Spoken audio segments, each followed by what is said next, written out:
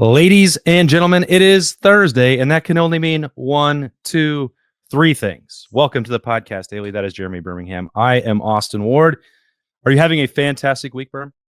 No complaints. It's been cold, but that's what happens in February, apparently, which is nice. It's nice to get back to some good old-fashioned seasons and off seasons, which now feels a little bit longer than anticipated because Ohio State's waiting until March 17th to start spring practice. And we've complained a lot in the last few years that it's just hurry, hurry, hurry. But even this year with the longer than normal season, I find myself wishing it was football time already. That does seem to be the case. We always want it to be going on. We prefer there to be nonstop interviews, practice, because we love to talk about Ohio State football. And when there's a brief pause, like there's still stuff going on. Workouts are happening for Ohio State. They've had a lot of things to do with the coaching staff. There's the NFL Combine coming up. We could talk about the Buckeyes that are leaving. We've been able to do some of the 20 Forever series. Knocked out another interview this week with Carlos Lachlan that'll be on the podcast daily feed, or be in place of the daily on Friday this week. But it's like, it just feels, I want the urgency back. I want there to be football going on. Yeah. I guess the Combine provides that for some folks. It's not something that I enjoy. I don't want to cover it ever again. I think it's a waste of our time.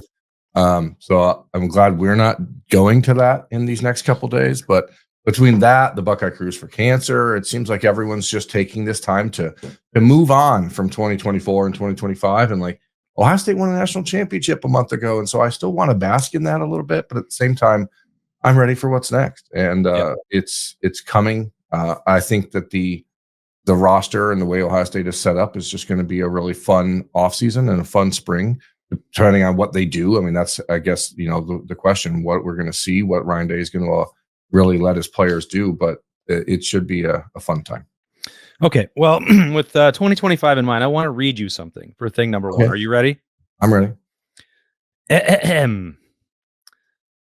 On paper, the team that most closely resembles Florida State this time last year is Ohio State. The Buckeyes lost nearly every key leader from their national title team, plus both coordinators. And yet we all just assume they'll be fine because it's Ohio State. There's one huge difference between the two. Ohio State has been successfully reloading for more than 20 years. Florida State just had a 2-year run under Mike Norvell before everything imploded. I feel confident saying Jeremiah Smith, Caleb Downs, and friends will not go 2-10.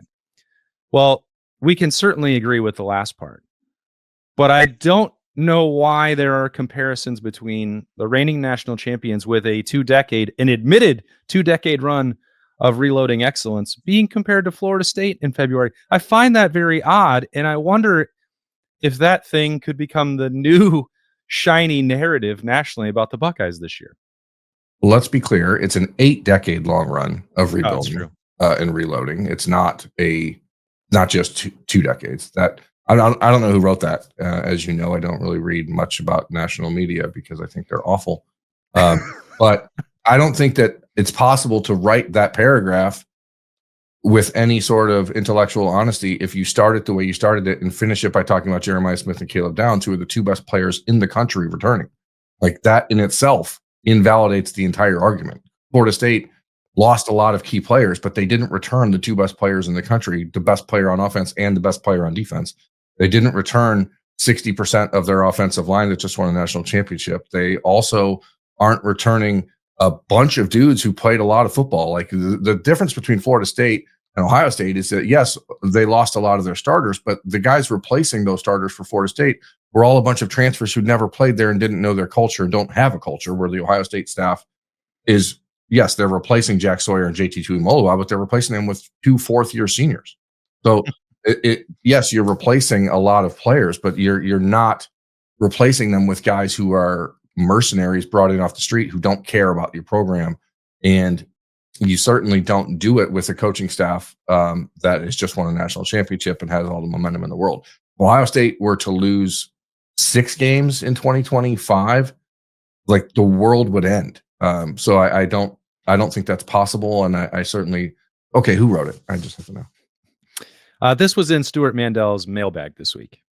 Okay, well, that explains a lot.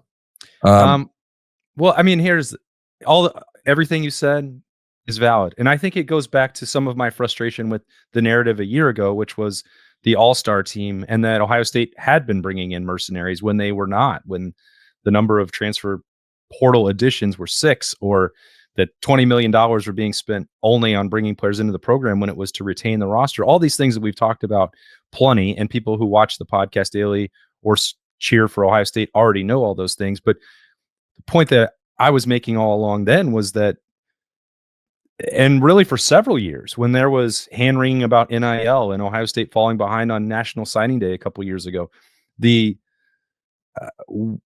commitment to recruiting and developing and retaining, I thought, was always smart. And it's not going to be as flashy and sexy, not going to generate the headlines, although it did last year for a bunch of the wrong reasons.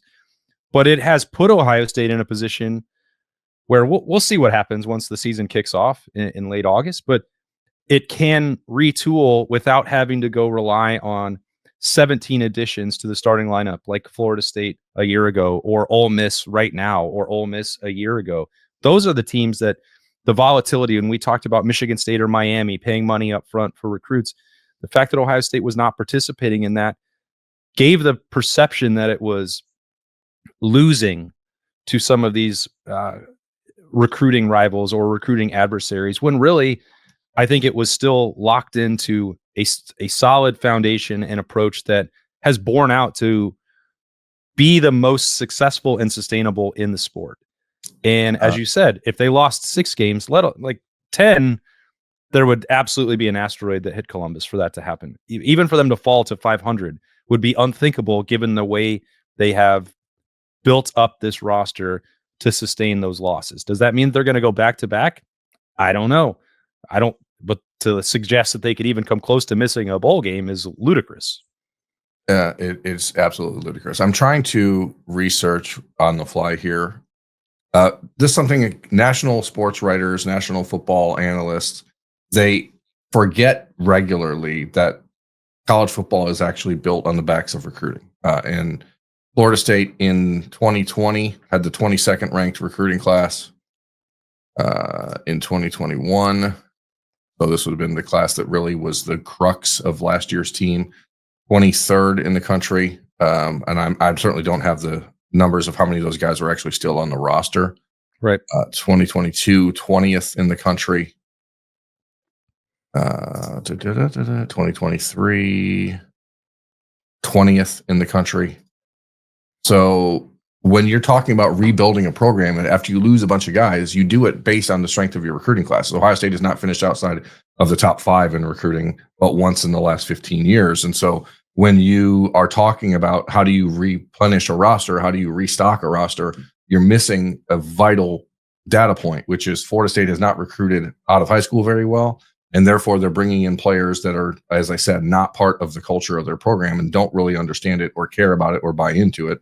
And so when your season starts off on a down note like it did last year, it got away from them because they don't have people who genuinely care about Florida State's program outside of Mike Norvell and his staff. And so that is not the case for Ohio State. And you know, it is funny because I agree in some way that the conversation that's already begun about the 2025 season that has Ohio State as a presumptive national title favorite, I think is probably premature, because I think there's a lot of question marks on this roster and a lot of things that have to be solidified. Maybe not question marks, but unknowns.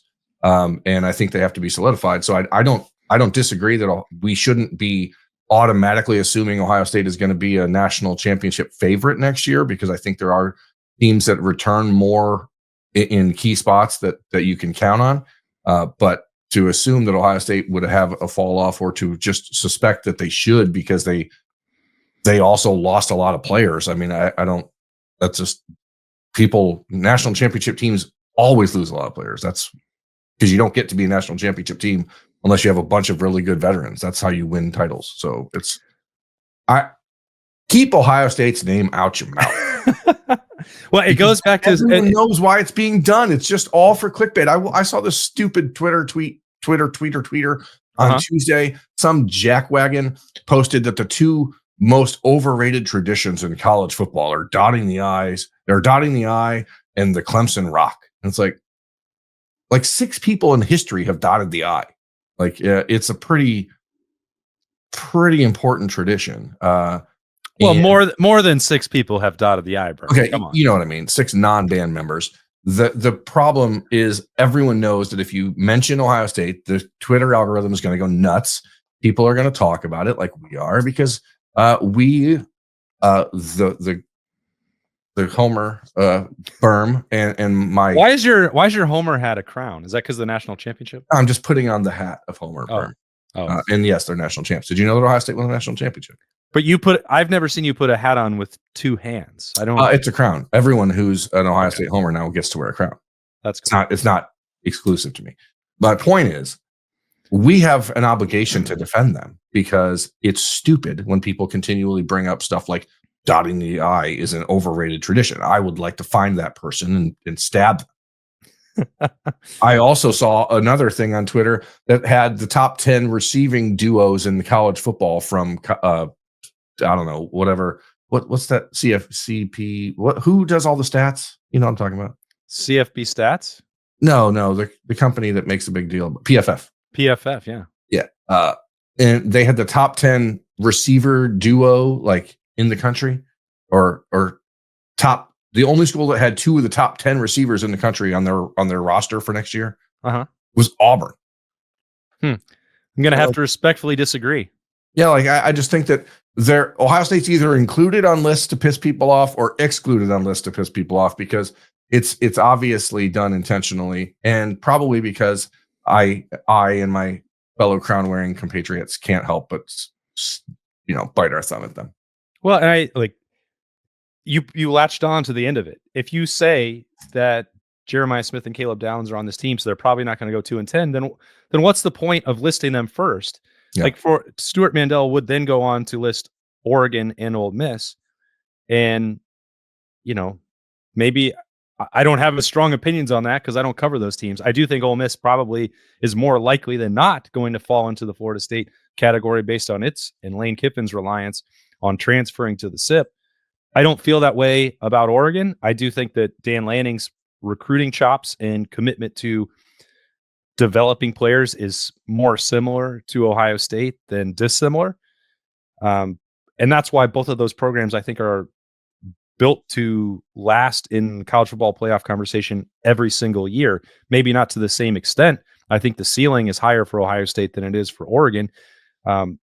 But those teams are going to keep playing, and I don't think they're going to ever slide back to the level that Florida State did a year ago. And the truth of the matter is, none of those programs with any kind of sustained recruiting success and NIL support are going to go 2-10. How Florida State did that is almost unthinkable. It's almost unthinkable that Florida State went 2-10 last year. Like that doesn't make any sense. And at some point, it's like Norvell and staff are like, did they decide to start sucking, to get the first number 1 pick? And then they're like, oh, crap, that's not the way this works. I don't know.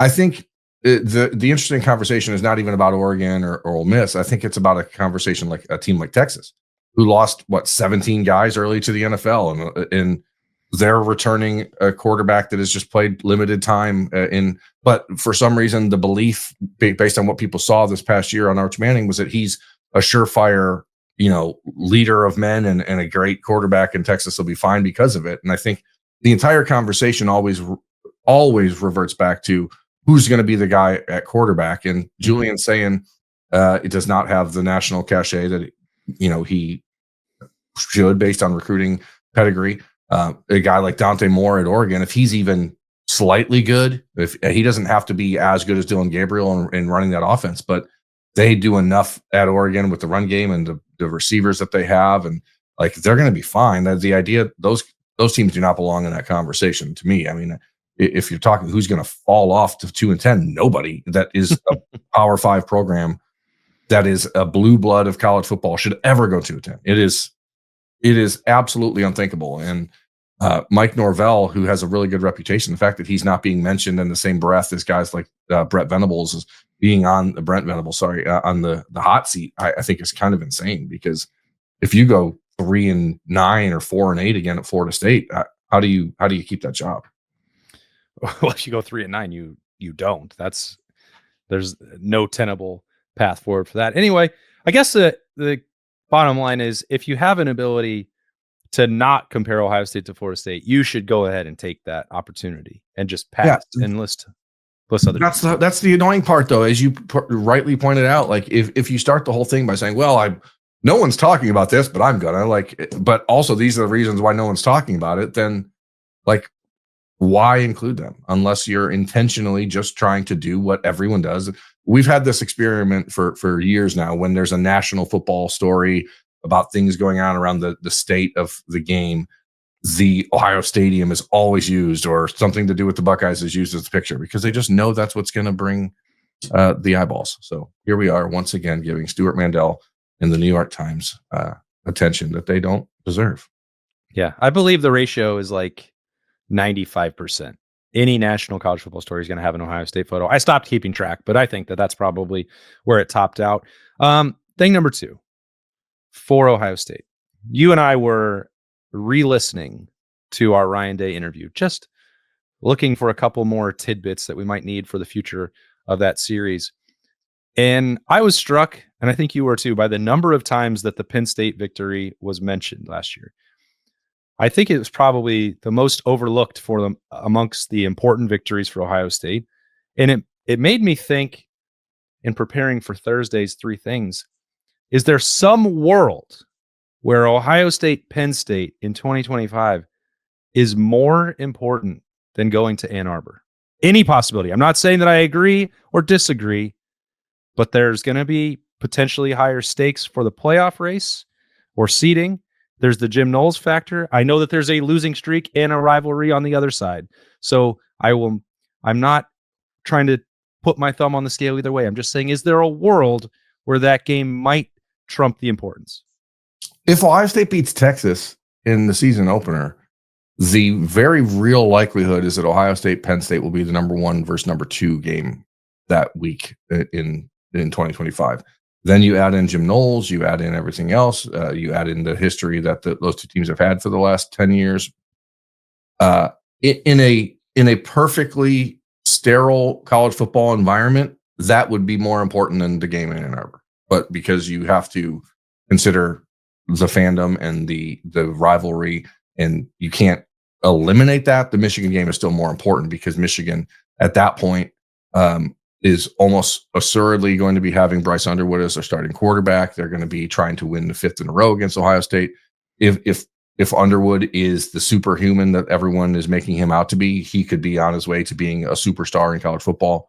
That game is really important. I was struck by how much Ryan Day referenced that Penn State game, because we asked him, what's the most important play of the season to you? And he rattled off like 5 plays, all from that game. And it's like, oh boy. And I think maybe as we look back on it, that game lost some luster and some juice because Ohio State went and lost to Michigan. But at the time, you noted it on the notebook after the game, like we've never seen Ohio State that celebratory after a win before. And Ryan Day brought it up even on that 24-Ever episode, the interview, where he said, people thought we couldn't win big games. Like, there's a perception inside of Ohio State's fandom, I think, that beating Penn State is not a big game because it happens all the time. But Penn State's a really good program. I mean, if there was a 12-team playoff over the last 10 years, Penn State would have been in the playoff like 8 times. Like they've really been elite, to use James Franklin's term. Well, they've not been elite.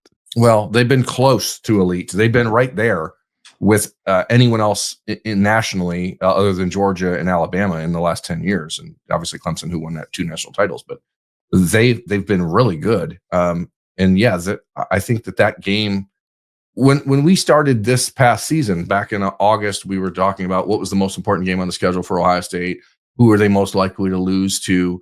Me and Bill went back and forth between Ohio State and Penn State because they were on the road, or sorry, Oregon and Penn State on the road, et cetera. I think we settled on Oregon. The game most likely was to lose because of the distance and the unfamiliarity with everything out there. But Penn State is a rivalry for Ohio State. And you're putting that label on it. Well, I don't care what they say. They don't own me. In the last 10 years, it's undoubted that the games with Penn State have meant more on a year-to-year basis than the games against Michigan. If you remove the rivalry and the weight of that from it. So, especially again, one way or another, if Ohio State beats Texas, then you're talking about probably a number 1 versus number 2 matchup in the horseshoe. If they lose to Texas, it's a game that it may very well be for Ohio State's playoff life at that point. Right. So I think that when you get to that game, the measure of it is going to be pretty substantial no matter what. But once we pull up to Ann Arbor and stand outside of that stadium for 35 minutes in the morning trying to get into a crappy little hallway to get a stupid photo vest, then it starts to take on a new meaning. But until then, there's no doubt the Penn State game is bigger. Until you roll up to the dirty, the Ann Arbor, it's certainly Penn State is more important right now. Yeah. Well, I'm really glad that you said that and not me, because that you are Homer Berm, so that will carry more weight. I'm just trying to look at it through a sterile environment. Like I said, if you just put the 2 games in a box and you didn't know what logo was on which team's helmet, or in the case of Penn State, no logo. If you didn't know the teams and you just stacked up the circumstances around the game, I think that the Penn State game would certainly be looked at as a larger, more important battle next year. Even that gets tricky though, because if you remove the logos, you'd see a lengthy winning streak over one team and a current losing streak to the other. And it's like, well, which one do you need to win more? I think this feels like an impossible thing to prove and probably not even practical in any way. But I said it a year ago, and it did wind up being the case. Like, the national championship race and the college football playoff is separate from the game. And so I think that's maybe why there's still so many raw feelings for some element of the Ohio State fandom that, well, they don't want to celebrate as much of the national championship as they possibly could, because they still are dealing with the sting of losing on November 30th. And like, they're 2 separate seasons. Like, so for 2025, like, Penn State is over here as the most important game that's out there, and Michigan is just like its own thing.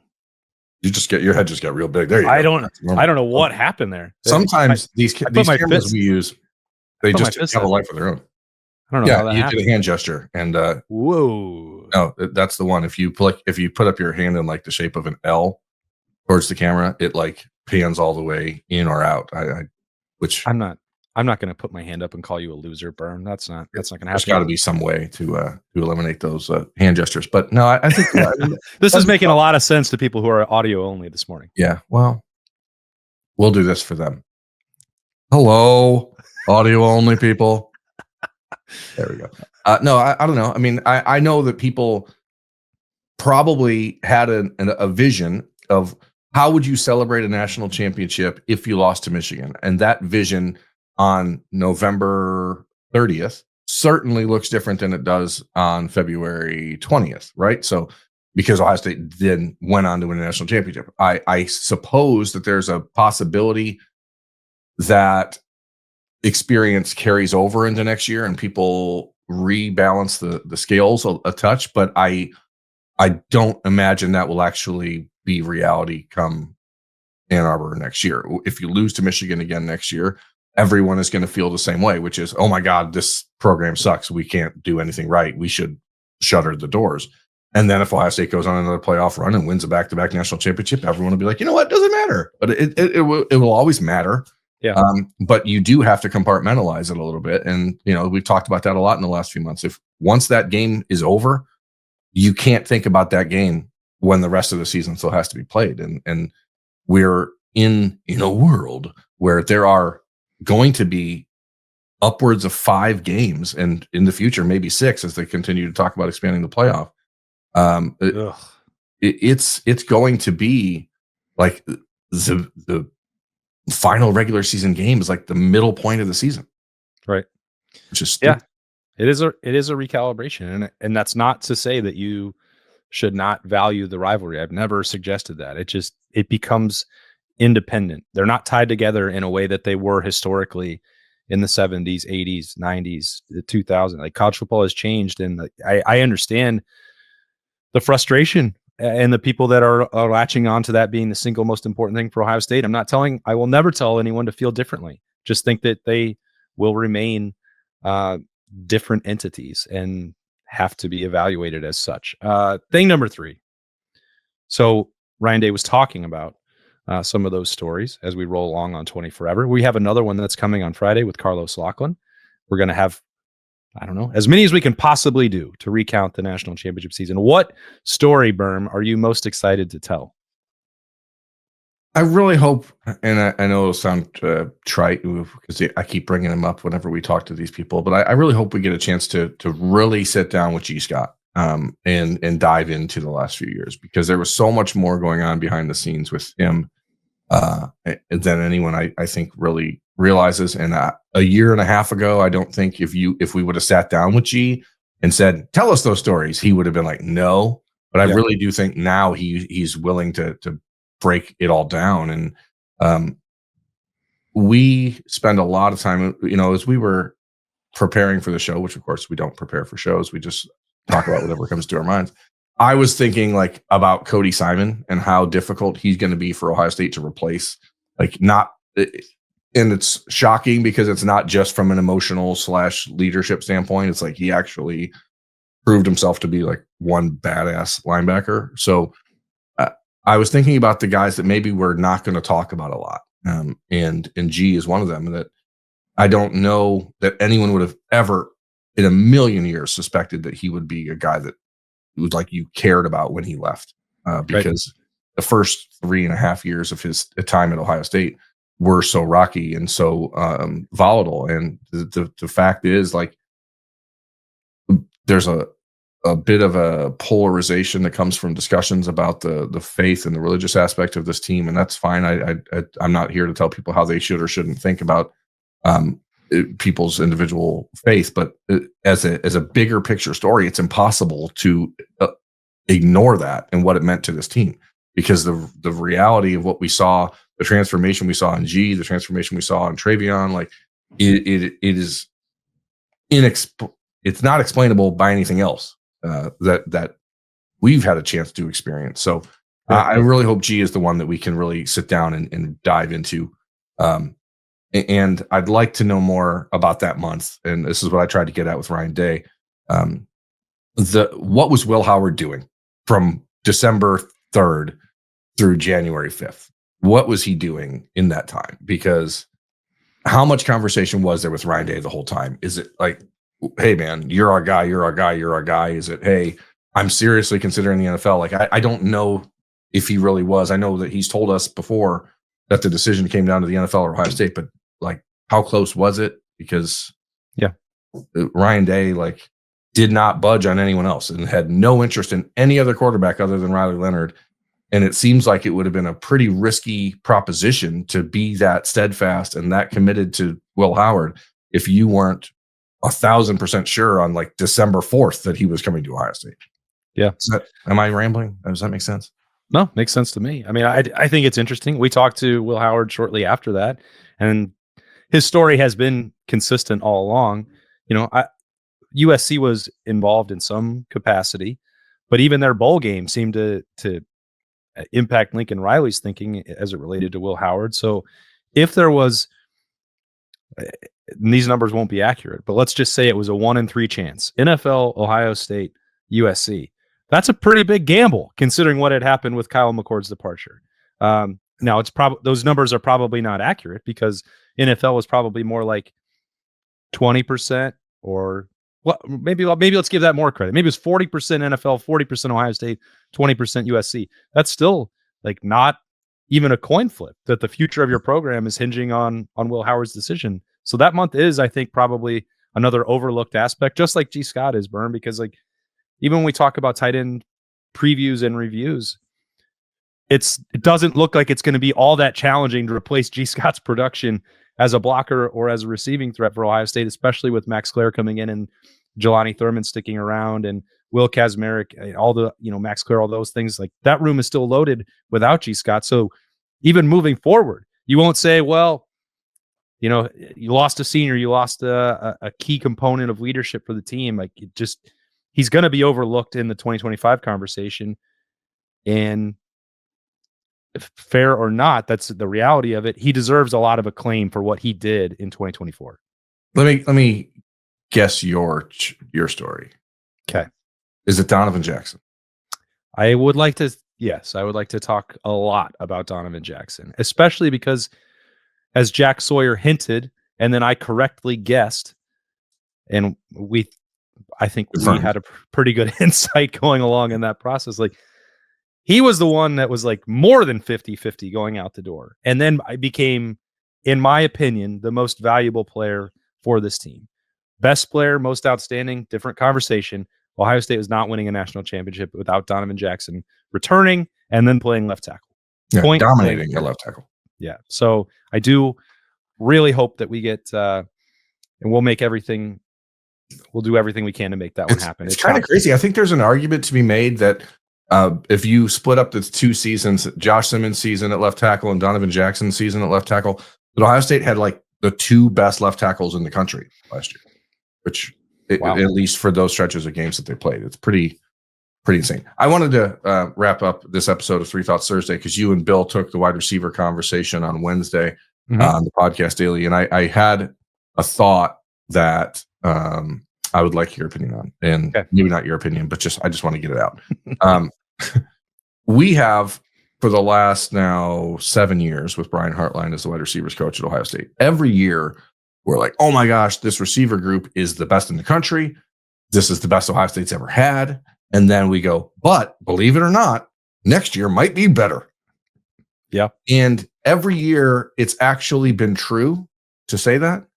And I think that there's an argument to be made that conversation is now on its penultimate tour. I don't think, with the way NIL is going, with the way that Ohio State is looking to reshape their receiver room, and you have to restructure how you recruit, and you're not bringing in 3-5 stars every year because of money. I think that this offseason is the final time we probably get to say that with honesty. Do you agree or disagree? At some point, it's going to peak, and it's hard to imagine that that's going to taper off on a roster that still includes Jeremiah Smith. So we might have a bonus year beyond this one to have that conversation. But I guess there's at least a conversation. If Brandon Ennis and Carnell Tate were to come back for their senior years, and then Chris Henry Jr. is included with Mylan Graham and Bryson Rogers, and now maybe, but that does seem like a lot. I don't think that they can do this forever. And I think that it's a twofold conversation. One, I brought this up on Wednesday, maybe when Jeremiah Smith is gone, Ohio State can go back to spreading around $1 million or $2 million for multiple wide receivers and go back to getting 4 top 10 players every single year. I don't know that that's definite, but it's a possibility. But if at some point you do have to take one step back, which is natural, there's going to be a regression to the mean at some point. It would probably have to come after the greatest wide receiver prospect that any of us have ever seen in college football. So when Jeremiah Smith is gone, maybe there will be a step back. But as you said, then Chris Henry's coming. Will he be Jeremiah Smith? That's a lot to ask of anybody. We've only seen this happen once. But they lost Marvin, and Jeremiah took up the slack. They lost Garrett Wilson. They lost Jackson Smith and Jigba. We can go down the last 10 years. They do reload better. And I think that they're going to remain the best wide receiving group in the country. But to your point, will they build on the shoulders every single year? At some point, that will probably stop. Yeah. I mean, Jeremiah got offered as a freshman, and then we saw him at camp, and you're like, oh my gosh, this kid's amazing. And then you consider Chris Henry Jr. got offered when he was in 8th grade because we saw him at camp dominating, and you're like, oh, I don't think he's going to end up being as dynamic and as impactful in year one as Jeremiah Smith, just because I don't want to set that expectation for anyone, because I think it's unreasonable, and Jeremiah met it somehow and exceeded it in an unbelievable way. But like, Chris Henry has the ability to bring up some of the same feelings. So hopefully people can not put those pressures and expectations on him. Well, I tried not to at Jeremiah Smith, and then I wound up breaking my own rule. But we also broke the rules on 3 Things Thursday, because that was a 4th thing. So a little bonus edition As we wrap up on the podcast daily for Thursday, again, 24 will be on the feeds on Friday morning with Carlos Lachlan. And Berm and I will still be there. But spoiler alert, it was already recorded with that interview. So we hope you enjoy that. And then we hope you have a great weekend after that as February rolls along. It's almost over, believe it or not. And then we'll have 2.5 weeks to go until the start of spring ball. But we are expecting to get some interviews with early enrollees and potentially some transfer guys next week. We'll see if that does get on the schedule. And then the coaching staff, I think the first week of March. So there's going to be some fresher content coming your way on Ohio State, but we're going to keep talking about the Buckeyes every day, no matter what. Thanks for joining us for this episode of the Podcast Daily, a 3 Thoughts Thursday with a bonus from Berm. He's Berm. I'm Austin. We'll talk to you later.